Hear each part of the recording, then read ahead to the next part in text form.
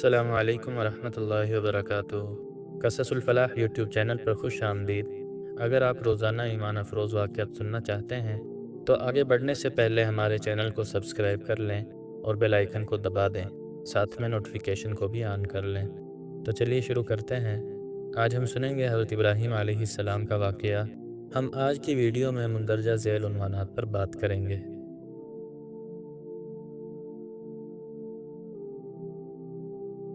حضرت ابراہیم علیہ السلام کا نسب نامہ تورات میں اس طرح مذکور ہے: ابراہیم بن طارخ بن ناحور بن سروج بن رعو بن فالح بن عابر بن شالح بن ارفکشاد بن سام بن نو۔ یہ تصریح تورات اور تاریخ کے مطابق ہے، مگر قرآن عزیز نے ان کے والد کا نام آزر بتلایا ہے، جیسا کہ اس آیت میں ہے: اور وہ وقت یاد کرو جب ابراہیم نے اپنے باپ آزر سے کہا، کیا تو بتوں کو خدا بناتا ہے؟ چونکہ تاریخ اور تورات دونوں ابراہیم کے والد کا نام تارخ بتاتے ہیں، جبکہ قرآن عزیز ان کے والد کا نام آزر بتلاتا ہے، اس لیے علماء اور مفسرین نے اس مسئلہ کی تحقیق میں مختلف آراء پیش کی ہیں۔ کچھ کے ہاں آزر والد ہی کا نام ہے، جبکہ بعض کے ہاں چچا کا نام ہے، لیکن اصل اور راجح بات یہ ہے کہ آدار کالدی زبان میں بڑے پجاری کو کہتے ہیں، اور عربی زبان میں یہی لفظ آزر کہلایا۔ تاریخ چونکہ بت تراش اور سب سے بڑا پجاری تھا، اس لیے آزر ہی کے نام سے مشہور ہو گیا، حالانکہ یہ نام نہ تھا بلکہ لقب تھا، اور جب لقب نے نام کی جگہ لے لی تو قرآن عزیز نے بھی اسی نام سے پکارا۔ حضرت ابراہیم علیہ السلام جو اللہ تعالیٰ کے برگزیدہ نبی اور پیغمبر ہیں، جن کو خلیل اللہ کہا جاتا ہے، تقریباً 4000 سال قبل عراق کے شہر موصل میں پیدا ہوئے۔ 3 بڑے مذاہب یعنی یہودیت، عیسائیت اور اسلام کے عظیم پیغمبروں میں سے ایک ہیں۔ مسلمانوں کی طرح یہودی اور عیسائی بھی حضرت ابراہیم علیہ السلام کو اپنا پیشوا مانتے ہیں۔ مذہب اسلام میں ان کو بڑی قدر کی نگاہ سے دیکھا جاتا ہے، چنانچہ قرآن کریم کی 14ویں سورت سورہ ابراہیم انہی سے موسوم ہے۔ اللہ تعالیٰ نے قرآن کریم میں متعدد جگہوں پر حضرت ابراہیم علیہ السلام کے احوال اور اوصاف بیان فرمائے ہیں۔ اللہ تعالیٰ نے قرآن کریم میں انہیں امت اور امام الناس کے لقب سے پکارا ہے، اور انہیں متعدد مرتبہ حنیف بھی کہا ہے۔ قرآن کریم میں انہیں مسلم بھی کہا گیا ہے۔ قرآن کریم میں بہت سارے ایسے انبیاء کرام کا تذکرہ بھی ہے جو حضرت ابراہیم علیہ السلام کی نسل میں سے ہیں۔ حضرت ابراہیم علیہ السلام اللہ تعالیٰ کے جلیل القدر پیغمبر تھے۔ قرآن مجید میں ایک سورت کا نام بھی ابراہیم ہے۔ حضرت ابراہیم علیہ السلام کا قصہ قرآن مجید میں متعدد مقامات پر آیا ہے۔ میں سورتوں کے نام اور آیت نمبر آپ کے لیے پیش کر رہا ہوں تاکہ آپ خود دیکھ سکیں اور پڑھ سکیں۔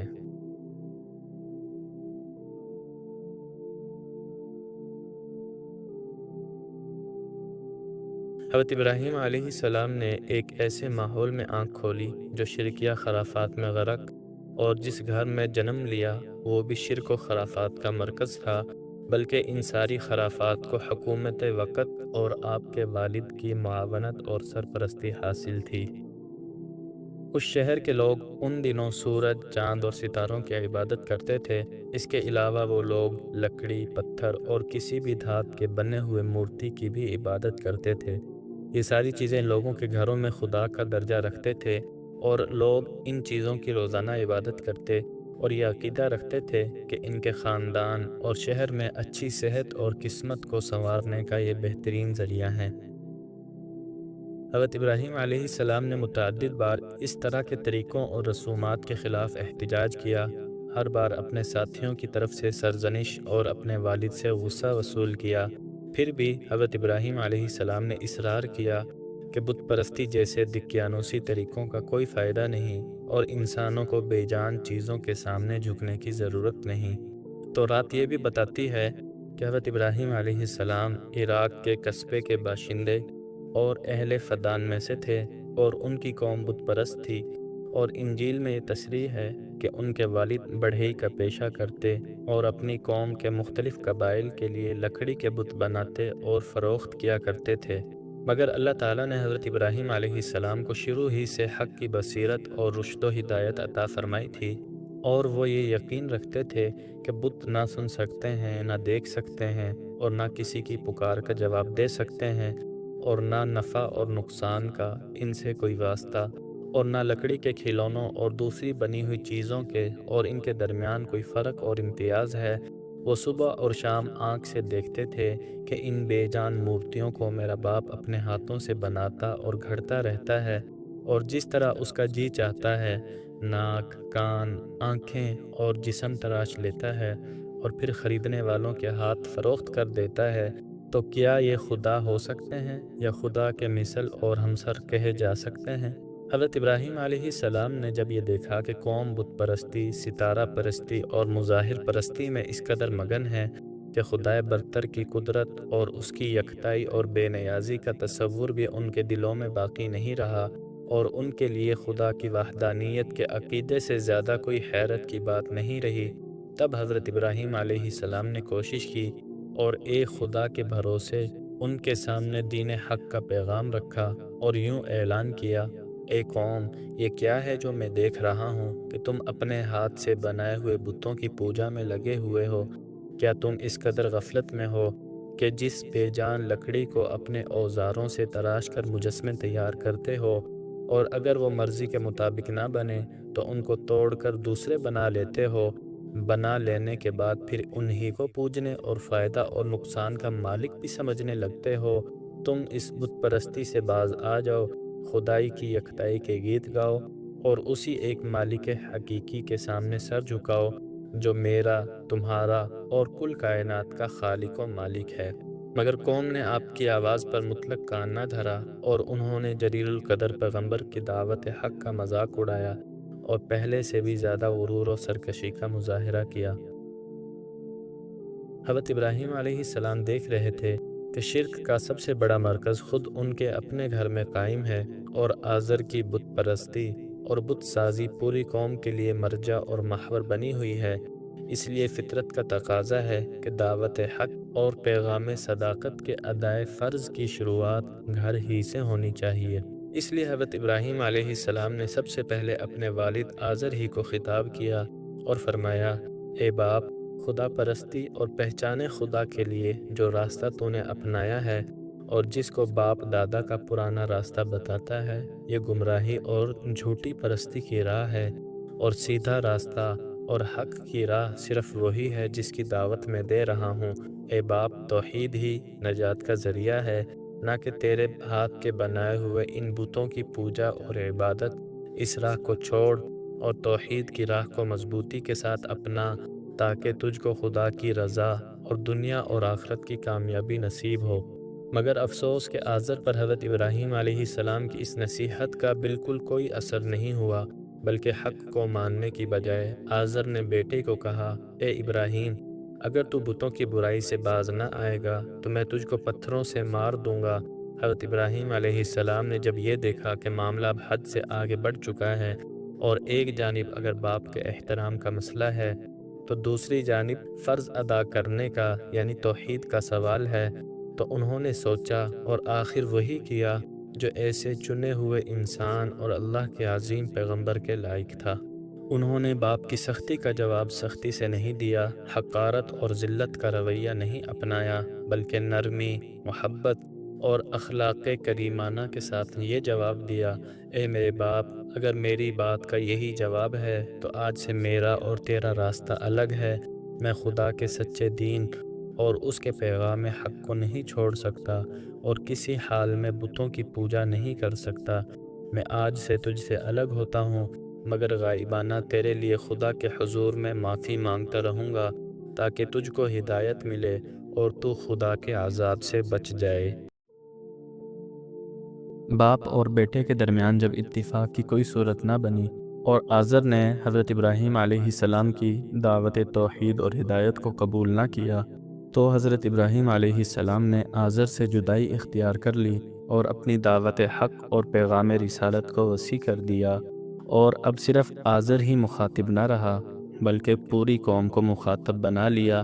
مگر قوم اپنے باپ دادا کے دین کو کب چھوڑنے والی تھی؟ قوم نے حضرت ابراہیم علیہ السلام کی ایک نہ سنی، اور دعوت حق کے سامنے اپنے باطل معبودوں کی طرح گونگے، اندھے اور بہرے بن گئے۔ ان کے کان موجود تھے مگر حق کی آواز کے لیے بہرے تھے۔ پتلیاں آنکھوں کے حلقوں میں زندہ انسانوں کی آنکھوں کی طرح حرکت ضرور کرتی تھی مگر حق کی بصارت سے محروم تھی۔ زبان گویا ضرور تھی لیکن کلمہ حق بولنے سے گونگی تھی۔ اور جب حضرت ابراہیم علیہ السلام نے زیادہ زور دے کر پوچھا کہ یہ تو بتاؤ کہ جن کی تم پرستش کرتے ہو یہ تم کو کسی قسم کا بھی نفع یا نقصان پہنچا سکتے ہیں، تو کہنے لگے کہ ان باتوں کے جھگڑے میں ہم پڑنا نہیں چاہتے۔ ہم تو یہ جانتے ہیں کہ ہمارے باپ دادا یہی کرتے چلے آئے ہیں، لہذا ہم بھی وہی کر رہے ہیں۔ تب حضرت ابراہیم علیہ السلام نے ایک خاص انداز سے خدائے واحد کی ہستی کی جانب توجہ دلائی۔ فرمانے لگے، میں تو تمہارے ان سب بتوں کو اپنا دشمن جانتا ہوں، یعنی میں ان سے بے خوف و خطر ہو کر ان سے اعلان جنگ کرتا ہوں۔ اگر یہ میرا کچھ بگاڑ سکتے ہیں تو اپنی حسرت نکال لیں، البتہ میں صرف اس ہستی کو اپنا مالک سمجھتا ہوں جو تمام جہانوں کی پروردگار ہے، جس نے مجھ کو پیدا کیا اور راہ راست دکھلائی، جو مجھ کو کھلاتا پلاتا یعنی رزق دیتا ہے، اور جب میں بیمار ہو جاتا ہوں تو وہ مجھ کو شفا دیتا ہے، اور جو میری زندگی اور موت دونوں کا مالک ہے، اور اپنی خطا کاری کے وقت جس سے یہ امید کرتا ہوں کہ وہ قیامت کے روز مجھ کو بخش دے گا، اور میں اس کے حضور یہ دعا کرتا رہتا ہوں، اے میرے پروردگار، تو مجھ کو صحیح فیصلے کی قوت عطا کر، اور مجھ کو نیکوکاروں کی فہرست میں داخل کر، اور مجھ کو زبان کی سچائی عطا کر، اور جنت کے وارثوں میں شامل کر۔ پہلے یہ معلوم ہو چکا ہے کہ حضرت ابراہیم علیہ السلام کی قوم بت پرستی کے ساتھ ساتھ ستاروں اور چاند و سورج کی پوجا بھی کرتی تھی، اور ان کا یہ عقیدہ تھا کہ انسانوں کی موت اور حیات، ان کا رزق، ان کا فائدہ اور نقصان، خشک سالی اور قحط سالی، فتح اور کامیابی اور شکست، غرض پوری کائنات کا نظام ستاروں اور ان کی حرکات کی تاثیر پر چل رہا ہے، اور یہ تاثیر ان کے اندر ہے، اس لیے ان کی خوشنودی ضروری ہے، اور یہ ان کی پوجا کے بغیر ممکن نہیں۔ اس لیے حضرت ابراہیم علیہ السلام نے جس طرح ان کو ان کے زمینی جھوٹے معبودوں کی حقیقت واضح کر کے راہ حق کی دعوت دی، اسی طرح ضروری سمجھا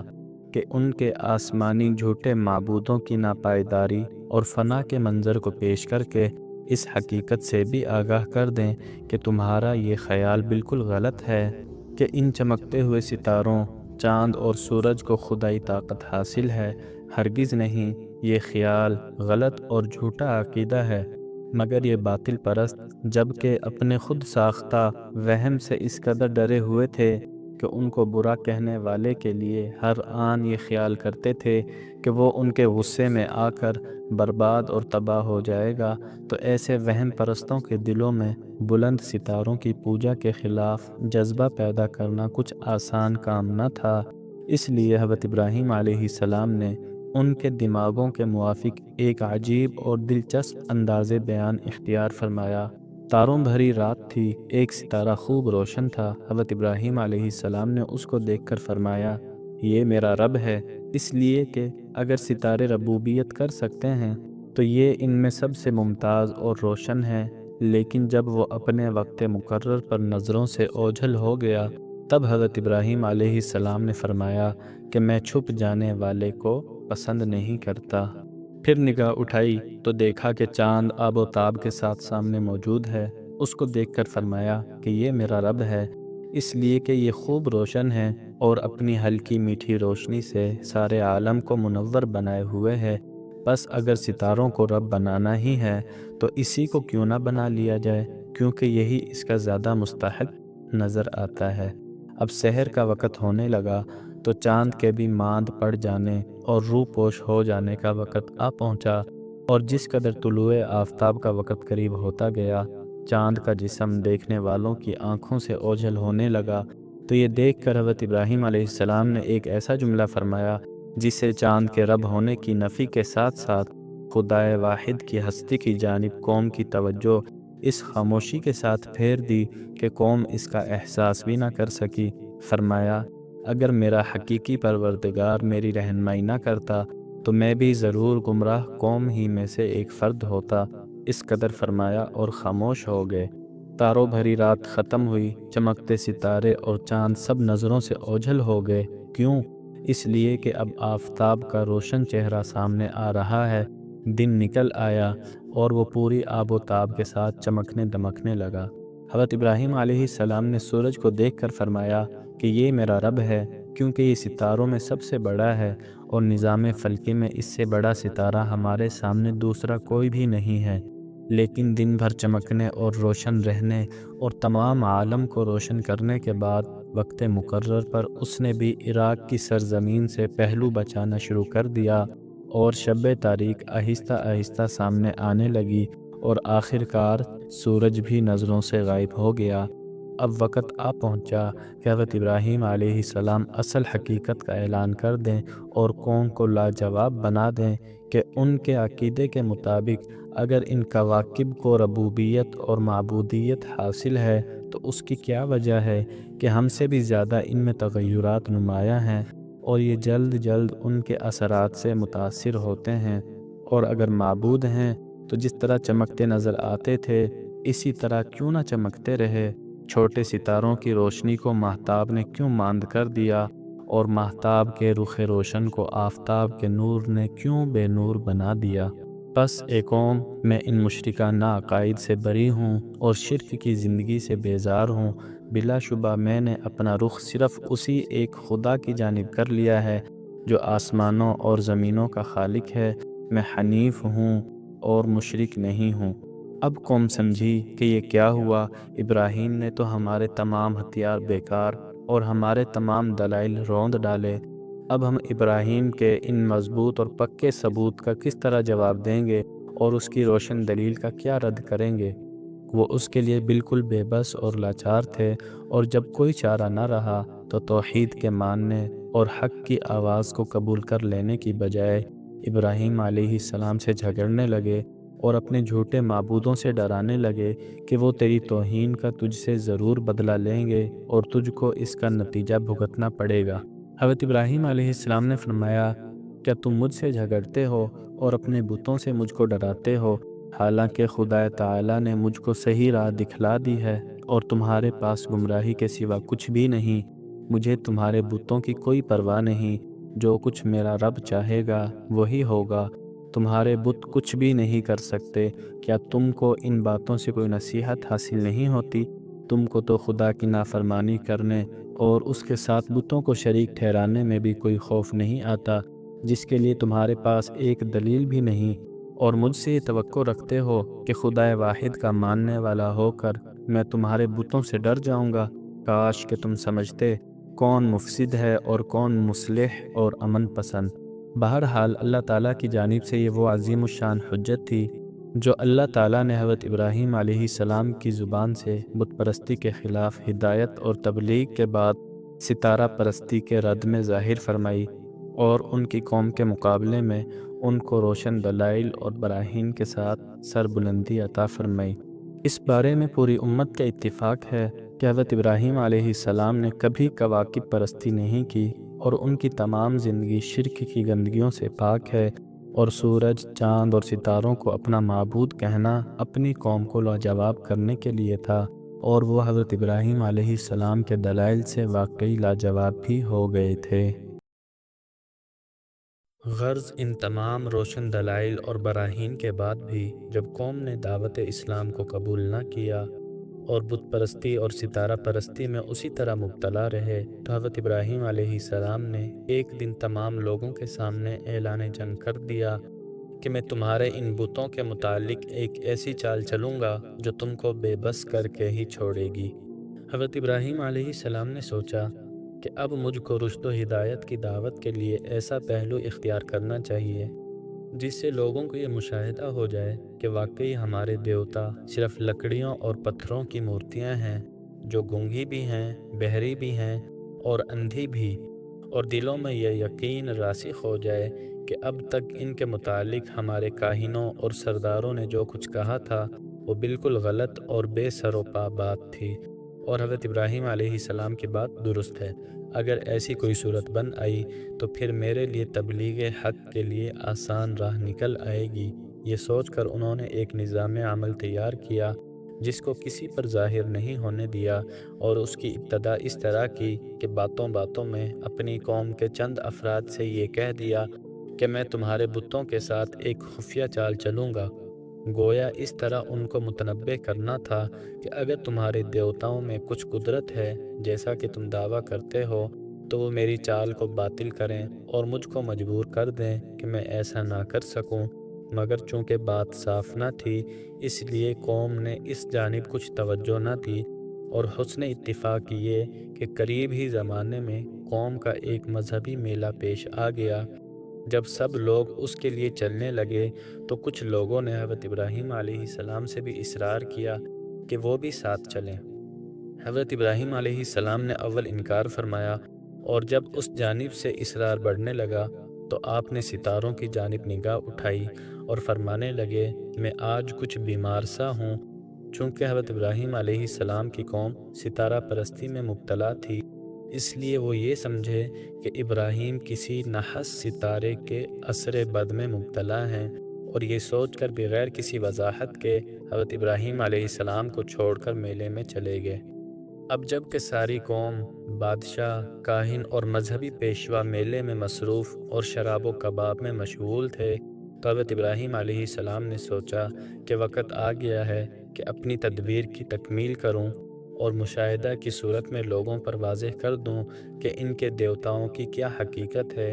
وہ اٹھے اور سب سے بڑے دیوتا کے مندر میں پہنچے۔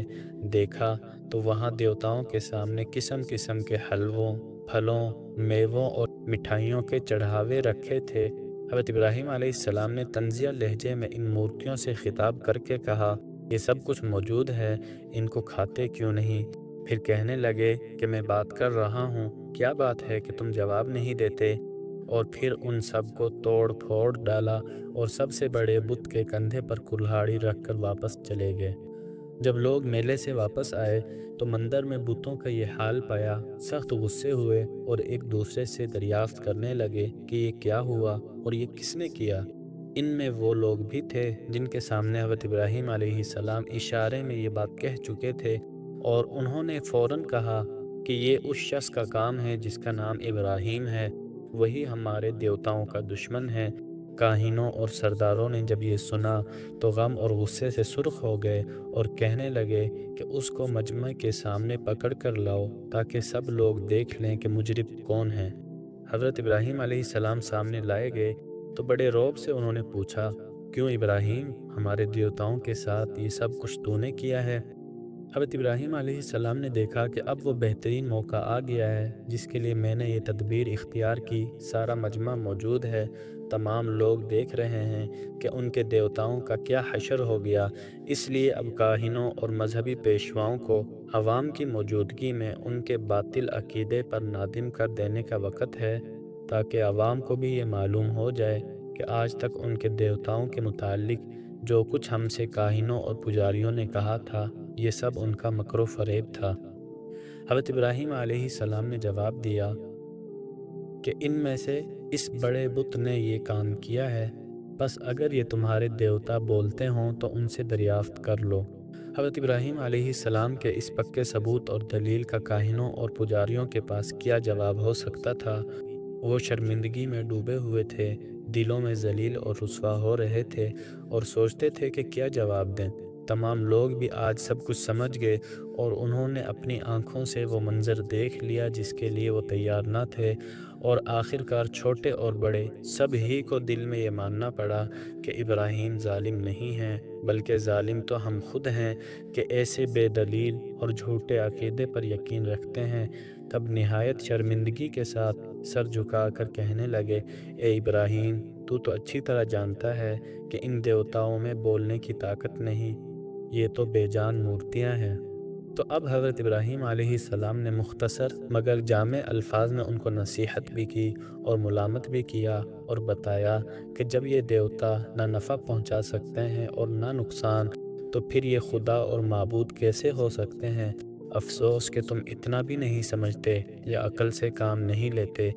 حضرت ابراہیم علیہ السلام کی اس نصیحت اور موعظت کا اثر تو یہ ہونا چاہیے تھا کہ تمام قوم اپنے باطل عقیدے سے تائب ہو کر ملت حنیفی کو اختیار کر لیتی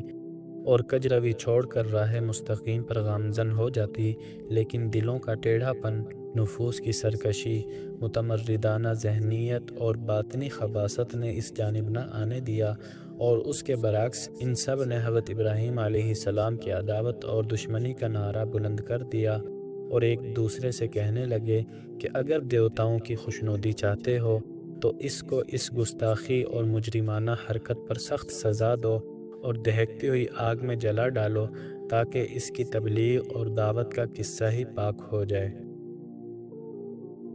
ابھی یہ مشورے ہو ہی رہے تھے کہ بادشاہ وقت تک یہ باتیں پہنچ گئی۔ اس زمانے میں عراق کے بادشاہ کا لقب نمرود ہوتا تھا، اور یہ رعایا کہ صرف بادشاہ ہی نہیں ہوتے تھے بلکہ خود کو ان کا رب اور مالک بھی سمجھتے تھے،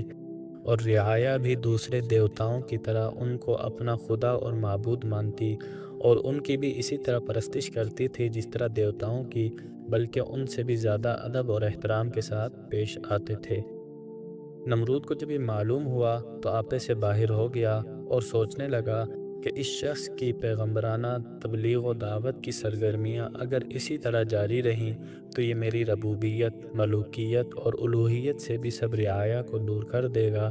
اور اس طرح باپ دادا کے مذہب کے ساتھ ساتھ یہ میری سلطنت بھی زوال میں آ جائے گی، اس لیے اس قصے کا ابتدا ہی میں خاتمہ کر دینا بہتر ہے۔ یہ سوچ کر اس نے حکم دیا کہ ابراہیم کو ہمارے دربار میں حاضر کرو۔ حضرت ابراہیم علیہ السلام جب نمرود کے دربار میں پہنچے تو نمرود نے گفتگو شروع کی اور حضرت ابراہیم علیہ السلام سے دریافت کیا کہ تو باپ دادا کے دین کی مخالفت کیوں کرتا ہے اور مجھ کو رب ماننے سے تجھے کیوں انکار ہے؟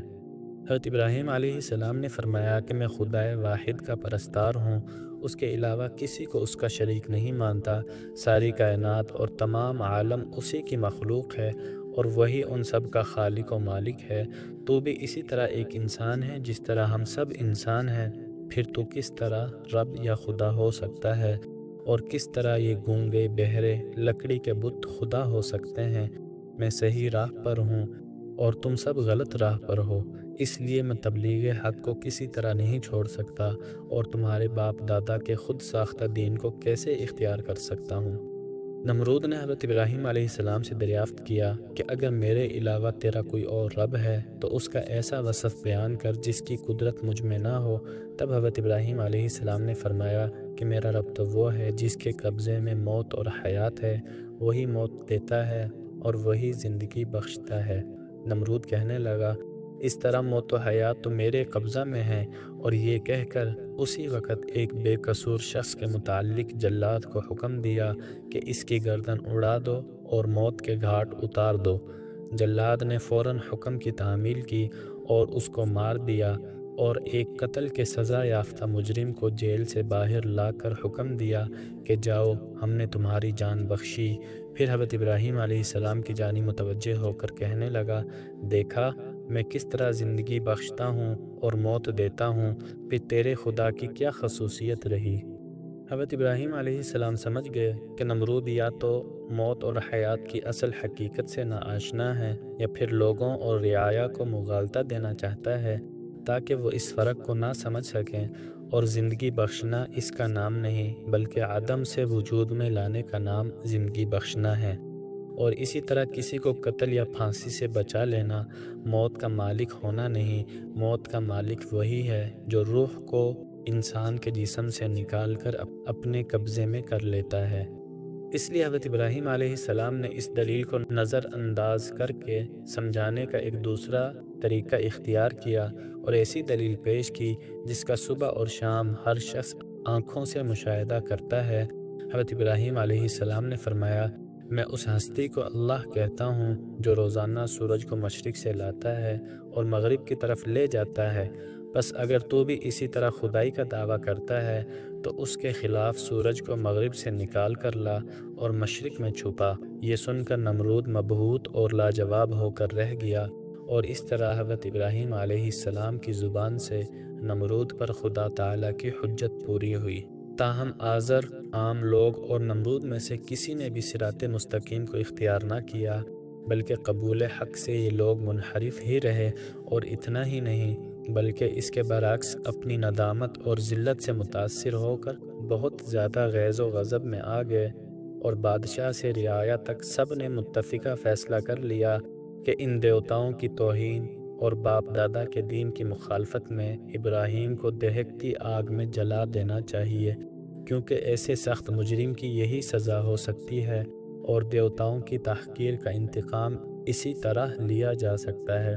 مگر حضرت ابراہیم علیہ السلام کو اس کی پرواہ نہ تھی، اور نہ ہی اس کا خوف۔ وہ اسی طرح بے خوف و خطر اور ملامت کرنے والوں کی ملامت سے بے نیاز، اعلان حق میں سرشار اور دعوت رشد و ہدایت میں مشغول تھے،